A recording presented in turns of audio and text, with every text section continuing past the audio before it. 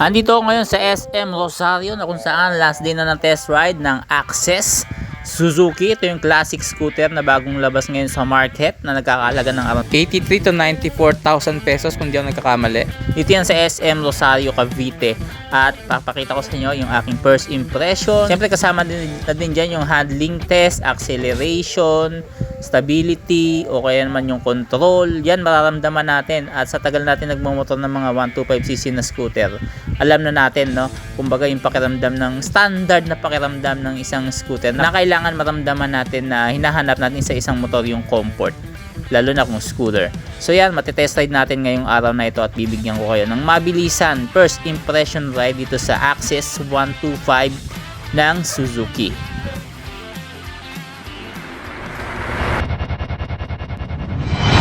Boss Motovlog.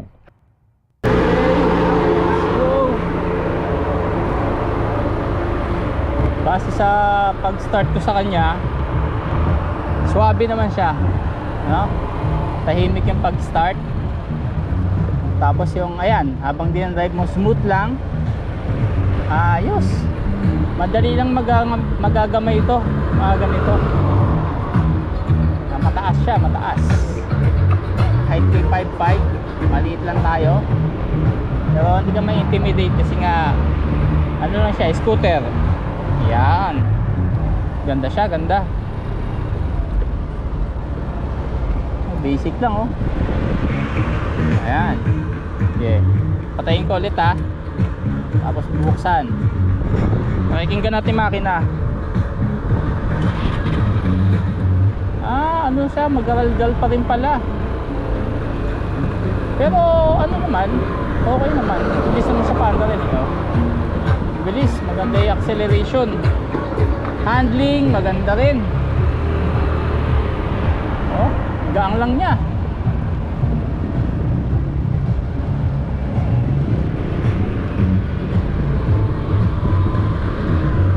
Ano? Sarap. Sarap niyang gamitin. Tapos yung preno, maganda rin.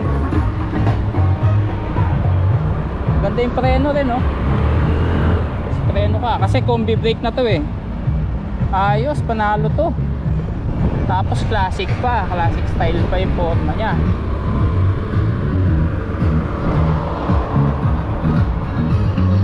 Sir, pwede makisuyo?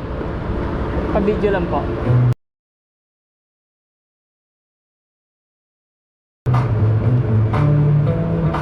Uulan na naman. So, sir, recording na po siya, sir. Salamat, sir, ha.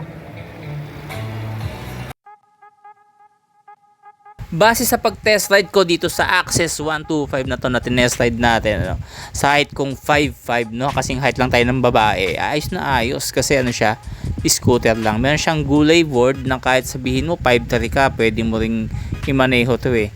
Kasi nga, dahil sa gulay board, ito po yung isang scooter. At sa base sa pag-test ride ko, at sa nakita nyo naman, nag-enjoy po ako dyan. Talagang parang katulad din siya ng mga scooter na natetest ride ko sa ibang brand. Maganda yung handling, comfort, at yung stability niya. Pag hiningi mo yung acceleration, ibibigay niya agad. It is 125cc, mga bossing. At tingin ko, bagay na bagay to pang delivery, pang trabaho, pwede rin. Ano? Pang utilitarian yung ganitong klaseng motor. Kaya hindi ka lugi dito. Tingin ko, mga boss, panalo ka rito. Hindi ka magsisisi kung sakaling napupusuan mo itong maging first bike mo. Ayos na ayos to. At syempre, dala-dala yung brand ng Suzuki. Reliability, maaasahan ang makina nito. Na tingnan nyo naman yung mga dati nilang motor, di ba? Andyan pa rin. Dahil nga, matibay, maaasahan at ginagamit din pantrabaho yung mga gantong lower cc. Lalo na scooter sa Metro Manila mo gagamitin, maganda isingit-singit din sa mga traffic.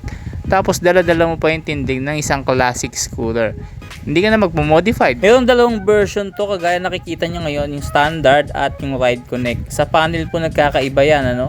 Yung standard lang, at itong panel ng ride connect, mga bossing, mas maganda na siya. Digital na po ito. At may libreng helmet yan na classic pag kumuha ka nitong motor na to. Alam ko 85 to 93,000 pesos ang halaga nitong scooter. Ba, murang-mura na yun para sa isang classic scooter kung ihahambing mo sa Giorno At iba pa mga competitor sa market nagkakahalaga ng less than 100,000 na yung iba. Yung Fazio less than 100,000 na rin yata. O umabot na ng 100 kung hindi ako nagkakamali. Ito, 85,000 pesos. Ang mura. That's a good deal po para sa mga gustong magkaroon ng classic scooter na hindi kaya o hindi afford yung kagaya ng mga Vespa, Lambretta, ng mga high-end. Kumbaga mamahalin, parang half a million yung presyo. Ito, budget meal, pangkalahatan na, utilitarian pa. Ang standard version nagkakahalaga ng 83,900. Ayan yung kulay puti, matte black, saka yung ano po, yung color green yata yon, baby green. Di ko alam yung tamang term ng kulay nito, pero parang green siya na classic, no? Yan po yung standard versions. Pero yung ano naman, yung Ride Connect version, kung saan yung panel niya naka-digital na, ayan po yung matte blue. Naka-digital panel na po yan. At maganda rin yung kanyang 3D emblem, ano? Lahat naman naka 3D emblem po yan na nagkakahalaga po. Itong Access na Ride Connect version, nagkakahalaga po yan ng 93,900. So, mas mahal lang ng konti. Siguro, ano lang, mga ilang libo lang din ng presyuhan.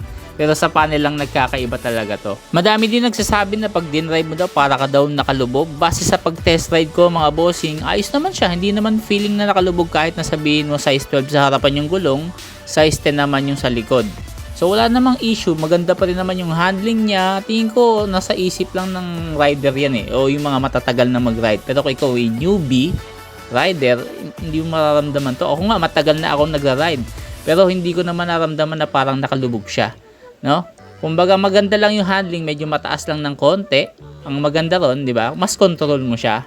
So syempre considering na scooter to, ganun talaga yung forma ng isang scooter, kailangan maganda i-drive. Nakuha naman ng Suzuki Access. Ayos na ayos to, kahit sabihin mong maliit yung gulong sa likod, di naman halata. Katanggap-tanggap naman, lalo na may USB type pa to na saksakan ng cellphone, no? Charger, para pag naglo-long ride ka. Meron tayong review nito para makuha niyo mga specs at mga detalye ng motor. Meron tayong review nito sa iba pa nating mga video dito. Halongkatin nyo na lang dyan po para sa full specs ng motor. Pero tingin ko 125cc, ano lang to, air-cooled, fuel-injected, 2 valves, classic scooter pa. Same engine lang nga ng Bergman. Kung alam nyo yung Bergman Street, same engine lang po yan. So base sa pag-drive ko dito, talagang napaka-smooth ng makina.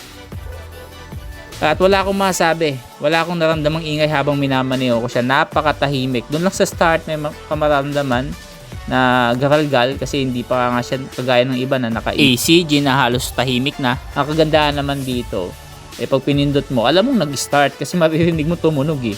Yung mga ACG kasi, pag in-start mo, napaka-smooth niyan. Kung hindi matalas pakiramdam mo, hindi mo mararamdaman, bukas na pala yung makina eh. Sa iba, sobrang tahimik. Dito po kasi hindi pa siya ACG. Kumbaga mas refined lang itong mga ACG starter ng Honda kaysa sa mga kagaya nito na traditional, yung mga dati pang ginagamit na starter. Pero wala namang issue yan. Ang mahalaga naman dito, one click lang, mapapaandar mo na yung motor. Tapos, diretso ka na, smooth na. Kung hindi mo ipepreno yan, tuloy-tuloy ito. Kasi nga scooter, baga preno lang talaga ang magpapatigil dito. Kagandahan, naka-combi brake system ito. Para sa full specs na ito, meron tayong mga review dito sa ating channel. Pwede nyo panoorin yan.